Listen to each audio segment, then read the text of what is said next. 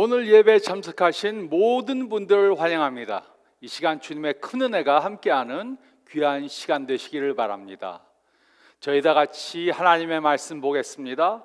오늘 말씀은 마가복음 1장 29절로 39절 말씀입니다. 마가복음 1장 29절로 39절 말씀 저희 다 같이 보겠습니다. 회당에서 나와 곧 야고보와 요한과 함께 시몬과 안드레의 집에 들어가시니 시몬의 장모가 10병으로 누워 있는지라 사람들이 곧 그 여자에 대하여 예수께 여짜온데 나아가사 그 손을 잡아 일으키시니 10병이 떠나고 여자가 그들에게 수종드니라. 저물어 해질 때 모든 병자와 귀신 들린 자를 예수께 데려오니 온 동네가 그 문 앞에 모였더라. 예수께서 각종 병이 든 많은 사람을 고치시며 많은 귀신을 내쫓으시되 귀신이 자기를 알므로 그 말하는 것을 허락하지 아니하시니라. 새벽 아직도 밝기 전에 예수께서 일어나 나가 한적한 곳으로 가사 거기서 기도하시더니 시몬과 및 그와 함께 있는 자들이 예수의 뒤를 따라가 만나서 이르되 모든 사람이 주를 찾나이다. 이르시되 우리가 다른 가까운 마을들로 가자. 거기서도 전도하리니 내가 이를 위하여 왔노라 하시고 이에 온 갈릴리에 다니시며 그들의 여러 회당에서 전도하시고 또 귀신들을 내쫓으시더라. 아멘. 우리는 지금 상대하기 어려운 사람들이라는 설교 시리즈를 하고 있습니다. 지난주에 우리는 극도로 비판적인 사람을 대하는 것에 대해 생각해 보았습니다. 그리고 오늘은 지나치게 궁핍한 사람을 대하는 것에 대해 생각해 보겠습니다. 아무 때나 습관적으로 도움을 요청하는 사람들이 있습니다. 이들은 무슨 일이 생기면 자신이 해결하려고 하지 않고 무조건 다른 사람들에게 도움을 요청합니다. 이런 사람들을 어떻게 대해야 합니까? 우리는 예수님의 제자들로 도움을 필요로 하는 사람들을 도와야 합니다. 우리들에게는 가난한 사람들을 사랑하는 마음이 있어야 합니다. 어려운 환경에 처한 사람들을 위하는 마음이 있어야 합니다. 우리는 도움이 필요로 하는 사람들을 도와주고 싶은 마음이 있어야 합니다. 그러나 오늘 우리가 생각할 것은 이런 궁핍한 처지에 있는 사람들에 대한 것이 아닙니다. 그 대신 항상 시도 때도 없이 지나칠 정도로 도움을 요청하는 사람들에 대한 것입니다. 지나치게 궁핍한 사람들이 누구입니까? 지나치게 궁핍한 사람은 궁핍한 상황에 있는 것을 선호합니다. 그것을 이용하려고 합니다. 이들은 자기 스스로는 아무것도 하지 않으면서 다른 사람들에게 지속적으로 도움을 요청합니다. 이들은 시도 때도 없이 다른 사람들에게 도움을 요청하는 사람들입니다. 이렇게 지나치게 궁핍한 사람들을 네 종류로 나눌 수 있습니다. 첫째는 극도로 불안해하는 사람입니다. 이들은 끊임없이 다른 사람들에게 인정을 받고자 합니다. 그래서 끊임없이 질문합니다. 내가 잘했지? 내가 잘못한 것 없지? 나한테 화난 것 없지? 이렇게 극도로 불안해하는 사람들이 있습니다. 둘째는 드라마 퀸, 드라마 킹입니다. 이들은 무슨 조그만 일이 생기면 그 일이 엄청 큰 일인 것처럼 호들갑을 떨면서 이렇게 말합니다. 나에게 무슨 일이 생겼는지 알아? 최악의 사태가 벌어졌어. 큰일 났어. 이렇게 조그만 일을 큰 일처럼 벌려서 이야기하는 사람들입니다. 셋째는 수다쟁이들입니다. 이들은 쉬지 않고 수다를 떱니다. 이들은 모든 것들을 모든 사람들에게 다 말을 해야 직성이 풀립니다. 이들은 심지어 우리가 만나보지도 못한 사람들에 대해 이야기합니다. 이런 사람들의 이야기를 들어주려면 골치가 아픕니다. 네 번째는 돈거머리들입니다. 돈거머리. 이들은 항상 재정적 도움을 요청합니다. 이들은 매번 잘못된 결정을 해서 재정적으로 어렵습니다. 항상 다른 사람들에게 식사 때면 얻어먹습니다. 그러면서 돈을 지불하지 않습니다. 항상 남에게 얻어먹으면서 본인은 메뉴에서 가장 비싼 거를 시킵니다. 다음 주에 갚겠습니다. 다음에는 제가 살게요. 하지만 절대로 사지 않습니다. 예수님의 제자된 우리는 항상 궁핍한 처지에 있는 사람들을 도와야 합니다. 그러나 다른 사람들로 하여금 우리를 의존하도록 만들면 안 됩니다. 그러므로 적절한 도움은 주어야 하지만 그들이 너무 지나치게 우리를 의존하게 만들면 안 됩니다. 그렇다면 지나치게 궁핍한 사람들을 어떻게 대해야 합니까? 마가복음 1장에서 예수님의 예를 찾아볼 수 있습니다. 이 말씀을 보면 예수님은 지나치게 궁핍한 사람들을 어떻게 대하셨는지 알려주고 있습니다. 그리고 이 사건을 통해 우리는 다음 세 가지 중요한 원리를 배울 수 있습니다. 첫째로 29절로 34절 말씀을 보면 우리는 궁핍한 사람을 도와야 합니다. 우리는 궁핍한 사람을 도와야 합니다. 29절로 31절은 다음과 같이 기록했습니다. 회당에서 나와 곧 야고보와 요한과 함께 시몬과 안드레의 집에 들어가시니 시몬의 장모가 열병으로 누워있는지라 사람들이 곧 그 여자에 대하여 예수께 여짜온데 나아가사 그 손을 잡아 일으키시니 열병이 떠나고 여자가 그들에게 수종드니라. 이 사건은 예수님께서 가버나움 회당에서 나와 시몬과 안드레의 집으로 가셨을 때 일어난 사건입니다. 시몬의 다른 이름은 베드로입니다. 베드로의 장모가 열병에 걸려서 앓고 있었습니다. 그 병은 그녀가 일어나지 못할 정도로 심각했습니다. 그런데 예수님께서는 그녀의 손을 잡아 일으켜 세우시자 그녀는 즉시 나았습니다.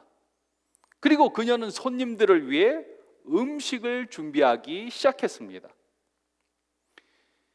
이 말씀은 우리 모두는 도움이 필요한 사람들을 돕기 위해 창조되었다는 것을 말해줍니다. 예수님의 제자들은 궁핍한 사람들, 우리의 도움을 필요로 하는 사람들을 도와야 합니다.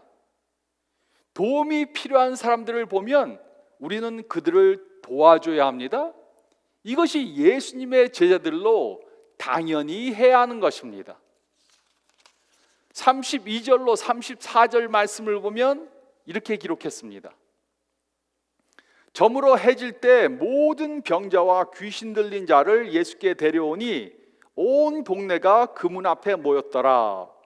예수께서 각종 병이 든 사람들을 고치시며 많은 귀신을 내쫓으시되 귀신이 자기를 알므로 그 말하는 것을 허락하지 아니하시니라.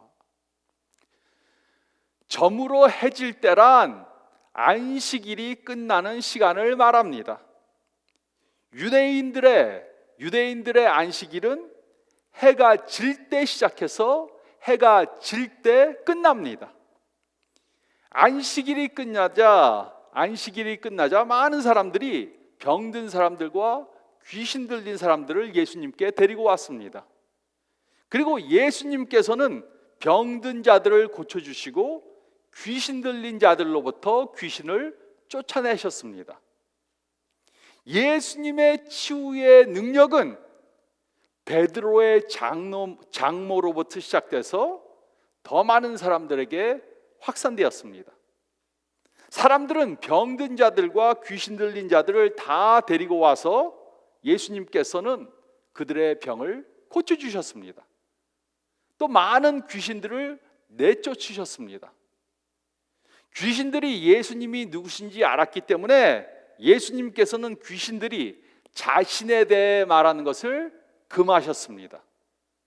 예수님은 자신이 메시아임을 선포하기 전에 메시아가 누구신가를 말과 행동으로 보여주기 원하셨습니다.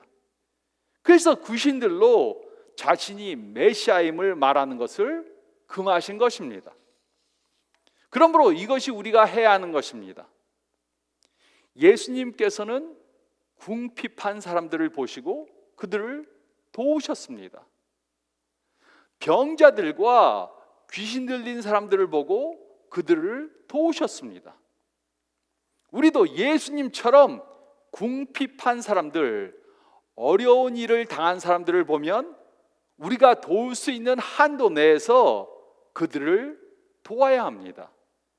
그것이 예수님이 보여주신 예이고 예수님의 제자들이 해야 하는 것입니다. 우리는 궁핍한 사람을 도와야 합니다. 우리는 궁핍한 사람을 도와야 합니다. 또 둘째로 저희가 읽을 말씀 가운데 35절 말씀을 보면 우리는 건강한 경계선을 설정해야 합니다. 우리는 건강한 경계선을 설정해야 합니다. 35절은 다음과 같이 기록했습니다. 새벽 아직도 밝기 전에 예수께서 일어나 나가 한적한 곳으로 가사 거기서 기도하시더니,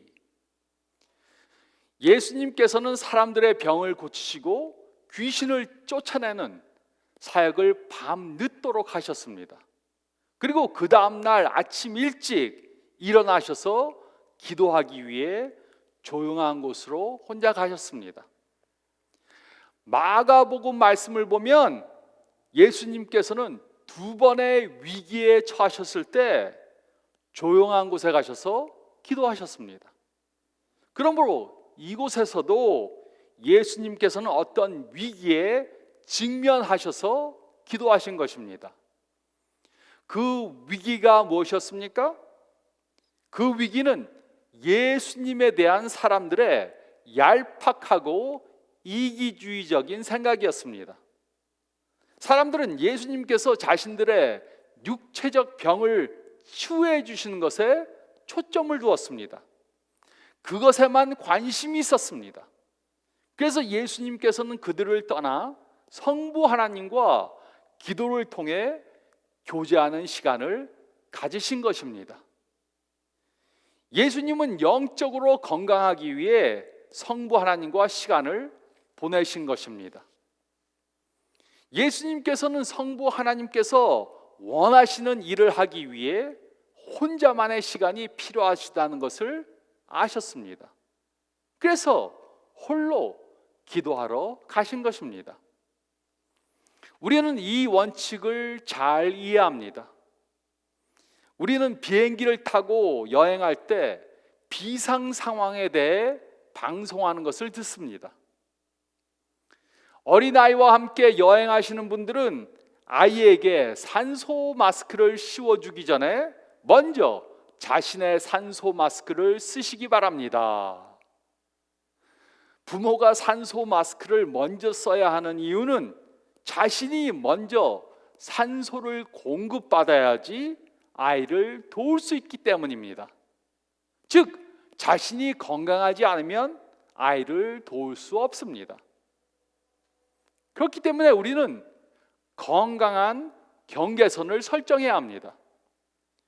건강한 육체적, 심리적, 영적 경계선이 없이는 도움을 필요로 하는 사람들을 장기간 도울 수 없습니다. 그러므로 우리가 설정해야 하는 몇 가지 경계 영역이 있습니다. 첫째는 시간적 경계입니다. 지나치게 궁핍한 사람들을 대할 때는 시간적 경계선을 가져야 합니다. 어떤 사람들은 시도 때도 없이 아무 때나 하루에도 수십 번씩 전화를 합니다. 그러면 다음과 같이 말해야 합니다. 긴급한 일이 아니면 아침 일찍 또 밤 너무 늦게 전화하지 마세요. 우리는 건강한 시간적 경계선을 만들어야 합니다. 두 번째는 자원적 경계입니다. 우리는 그 사람이 우리에게서 무엇을 얼마만큼 기대할 수 있는지 미리 알려줘야 합니다.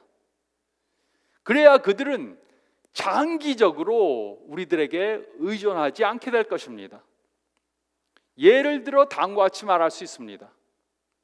한 달 동안은 저와 함께 저희 집에서 지낼 수 있지만 그 후에는 자신이 살 아파트나 하숙집을 마련해야 합니다.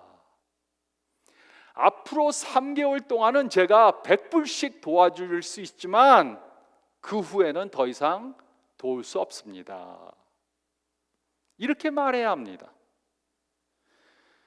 우리가 건강한 경계선을 설정하는 이유는 다른 사람들을 돌봐주지 않기 위해서가 아닙니다.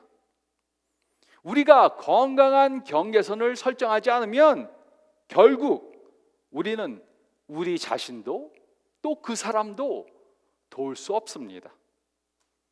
우리는 건강한 경계선을 설정해야 합니다. 우리는 건강한 경계선을 설정해야 합니다.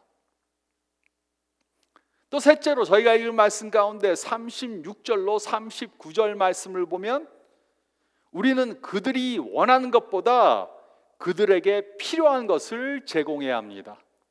우리는 그들이 원하는 것보다 그들에게 필요한 것을 제공해야 합니다. 36절로 39절은 이렇게 기록했습니다. 시몬과 및 그와 함께 있는 자들이 예수의 뒤를 따라가 만나서 이르되 모든 사람이 주를 찾나이다. 이르시되 우리가 다른 가까운 마을들로 가자. 거기서도 전도하리니 내가 이를 위하여 왔노라 하시고 이에 온 갈릴리에 다니시며 그들의 여러 회당에서 전도하시고 또 귀신들을 내쫓으시더라. 제자들은 예수님께서 성부 하나님과 함께 시간을 보내셔야 한다는 그 사실을 이해하지 못했습니다. 그래서 그들은 예수님을 찾으러 나왔습니다. 그리고 예수님을 만나자 모든 사람들이 예수님을 찾고 있다고 말했습니다. 예수님 지금 여기서 뭐 하고 계십니까? 사람들이 몰려왔습니다. 예수님을 찾아왔습니다. 이렇게 말했습니다. 그들은 예수님의 인기가 지금 막 올라가고 있다고 그렇게 말했습니다. 이 사실을 듣고 예수님께서 기뻐하실 것이라고 생각했습니다. 그러나 그들은 예수님께서는 사람들의 이런 태도 때문에 혼자 기도하고 계셨다는 사실을 전혀 이해하지 못했습니다. 사람들은 예수님께서 병자를 고치시고 귀신을 쫓아내는 것을 보시고 예수님에 대한 잘못된 생각을 가졌습니다. 가버나움 사람들은 예수님을 그저 기적을 행하는 사람으로 생각했습니다. 그러므로 예수님께서는 다른 마을에서 복음을 전하기 위해 다른 마을로 가자고 그렇게 말씀하셨습니다. 예수님께서 이 세상에 오신 이유는 인기 있는 기적을 행하는 사람이 되기 위해서가 아니었습니다. 그 대신 하나님의 복음을 선포하기 위해서였습니다. 기적을 베푸는 것이 목적이 아니라 복음을 전하는 것이 목적이었습니다. 병 고치고 귀신을 쫓아내는 일도 좋은 일이었지만 그것은 예수님께서 이 세상에 오신 가장 중요한 이유가 아니었습니다. 예수님께서는 그 누구보다도 다른 사람들을 더 사랑하셨습니다. 그러나 예수님께서는 모든 사람들을 다 낫게 해 주시고 또 그들의 모든 요청을 다 들어주시기 위해 이 세상에 오신 것이 아니셨습니다. 그래서 때때로 예수님께서는 병든 사람들이 몰려있는 그곳을 떠나가신 것입니다. 예수님께서는 일부의 사람들을 고쳐주셨지만 모든 사람들을 다 고쳐주신 것은 아니었습니다. 그것은 그들의 궁핍함을 모른 척한 것이 아니고 이보다 더 중요한 일에 초점을 두는 삶을 사신 것입니다. 그러므로 우리는 이 원리를 바로 깨달아야 합니다. 우리는 다른 사람들이 원하는 것이 아니라 다른 사람들에게 필요한 것을 제공해 주어야 합니다. 사람들이 지나치게 궁핍한 상태에 있을 때 그들이 원하는 것은 그들이 필요로 하는 것이 아닐 수 있습니다. 이에 대한 좋은 예가 사도행전에 나옵니다. 태어날 때부터 불구가 되어 구걸을 하며 살아가는 사람이 있었습니다. 그는 살기 위해 매일 성전 문 앞에서 구걸을 했습니다. 어느 날 요한과 베드로가 성전 앞에서 그 사람을 보았습니다. 그때 베드로는 그 사람이 구하는 것을 주지 않았습니다. 그 사람이 원하는 것은 주지 않고 그 사람에게 필요한 것을 주었습니다. 사도행전 3장 6절로 8절은 이렇게 기록했습니다. 베드로가 이르되 은과 금은 내게 없거니와 내게 있는 이것을 내게 주노니 나사렛 예수 그리스도의 이름으로 일어나 걸으라 하고 오른손을 잡아 일으키니 발과 발목이 곧 힘을 얻고 뛰어서서 걸으며 그들과 함께 성전으로 들어가면서 걷기도 하고 뛰기도 하면서 하나님을 찬송하니. 베드로는 그 사람이 원하는 것을 주지 않았습니다. 그 대신 그 사람에게 필요한 것을 주었습니다. 그는 하나님의 능력으로 그를 치유해 주었습니다. 지나치게 궁핍한 사람은 나에게 지금 필요한 것이 이겁니다 이렇게 말할 수 있습니다. 하지만 우리는 그들이 원하는 것이 아니라 그들이 정말로 필요로 하는 것을 제공해야 합니다. 그렇다면 그들이 원하는 것보다 그들에게 필요한 것이 무엇인지 어떻게 알 수 있습니까? 첫째로 우리는 진정으로 필요한 것이 무엇인지 식별해야 합니다. 그 사람에게 진정으로 필요한 것이 무엇인지 잘 생각해 봐야 합니다. 그리고 우리는 하나님께 그것을 우리에게 알려달라고 기도해야 합니다. 그리고 둘째로 우리는 그들의 말뿐만 아니라 그들의 행동도 주목해 보아야 합니다. 지나치게 궁핍한 사람들의 말과 행동이 일치하지 않을 수 있습니다.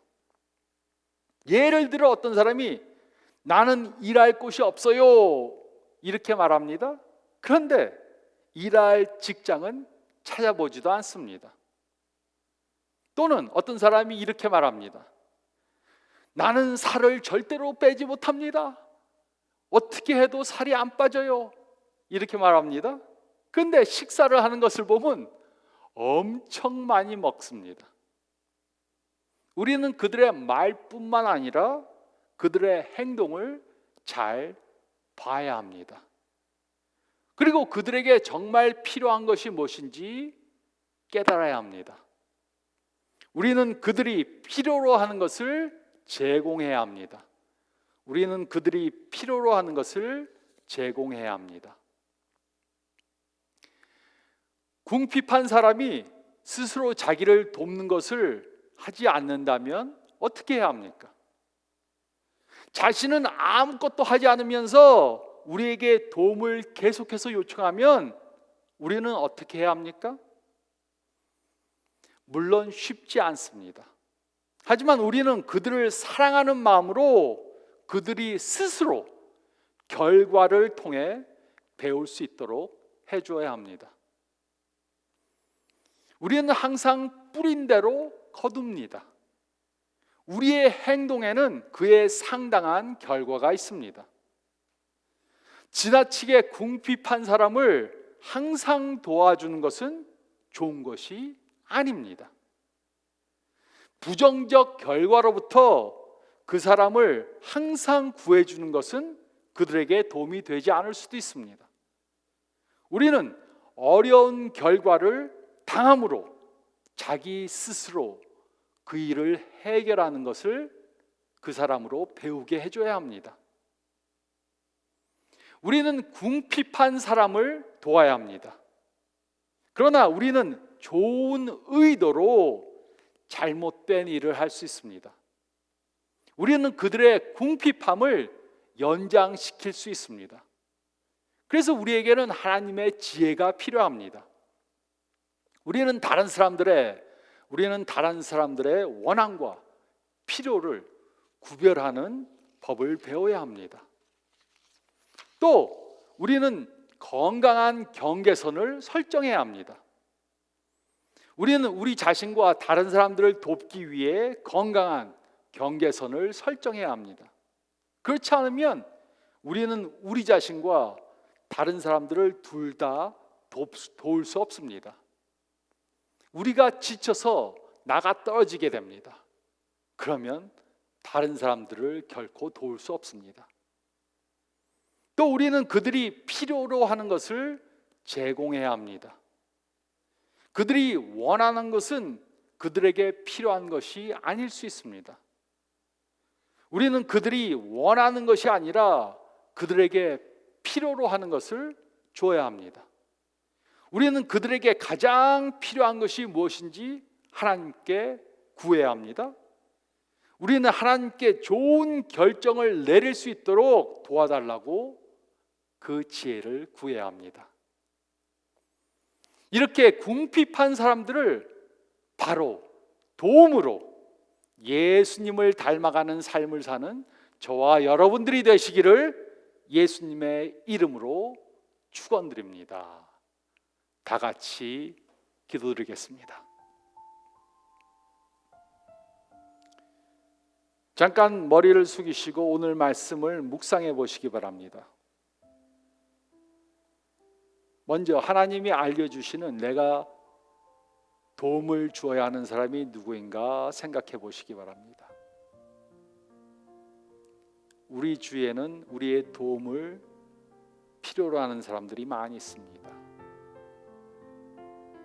하나님이 보내주신 나의 도움을 필요로 하는 사람들이 누구인가 생각하고 기도해 보시기 바랍니다.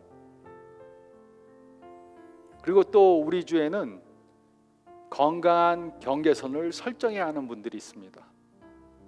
무조건 도우려고 그러면 저희 자신도 망가지고 그 사람도 망가질 수 있습니다. 그래서 건강한 경계선을 설정하는 지혜를 구하시기 바랍니다. 또 그들이 원하는 것보다 그들에게 정말로 필요한 것이 무엇인지 우리가 깨닫고 그들에게 필요한 것을 제공해 주어야 합니다. 그것이 우리의 시간이 될 수도 있고 우리의 재정이 될 수도 있고 또 우리가 격려해 주는 말이 될 수도 있습니다. 하지만 특별히 예수님을 모르는 사람들에게 가장 필요한 것은 예수님입니다. 아무리 그 사람이 건강하게 도와주고 그 사람에게 필요한 재정을 도와줘도 예수님이 없이는 이 세상을 떠나서 천국에 갈 수가 없습니다. 그래서 예수님께서는 다른 사람들의 병을 고쳐주시고 귀신을 쫓아내는 일도 하셨지만 그보다 가장 중요하게 복음을 증거하는 일을 하셨습니다. 우리도 다른 사람들을 도와주지만 그들에게 가장 중요한 것은 예수님인 것을 깨닫고 예수님을 그들에게 전해줘야 합니다. 오늘 말씀을 생각하면서 하나님께서 우리에게 하라고 하는 것을 찾아 이번 주 동안 또 우리 삶 가운데 계속해서 행하시기 바랍니다. 제가 기도하겠습니다.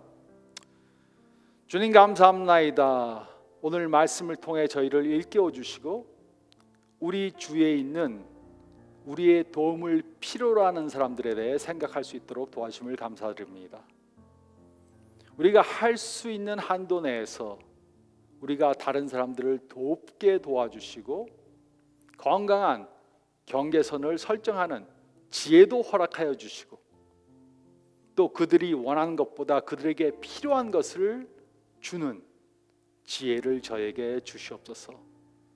예수님을 닮아가는 저희들 되게 도와주시고 선한 일을 함으로 그들을 예수님께 이끄는 저희들 되게 도와주시고 또 무엇보다 예수님을 모르는 분들에게 필요한 것은 예수님의 복음이라는 것을 깨달아 그 복음을 사랑으로 증거하고 또 행동으로 표현하는 저희들 되게 도와주시옵소서.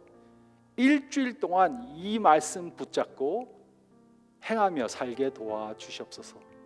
감사드리오며 이 모든 말씀 우리 주님 예수 그리스도의 이름 받들어 간절히 기도드리옵나이다. 아멘. 오늘 말씀 따라 삶으로 예수님을 닮는 한 주간 되시길 바랍니다. 건강하시기 바랍니다.